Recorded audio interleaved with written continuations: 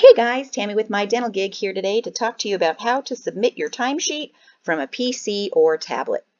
The first thing you want to do is log into your job board, and from here select the My Jobs tab. Once you're here, make sure you are under the Scheduled tab, but not to worry, because if you're under one of the others, it doesn't have the tab you're looking for. Once you're under your Scheduled tab, make sure you select the job that you've already completed and that you want to close out. And you're looking for the Complete Job tab. Again, if you're under Applied For or Completed, you will not see this tab, so you'll know you're in the wrong space. So Scheduled and then complete your job. As you see, I finished this job. So I'm going to go ahead and enter my hours. In order to do so, you want to put your start time and what time you clocked out for lunch if this particular office takes a lunch.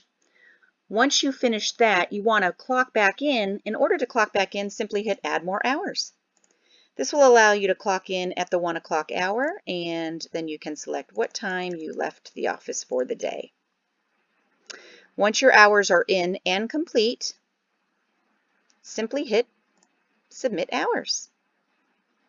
Once you submit your hours, you'll get a quick questionnaire that says, would you work for this office again? And you can rate the office.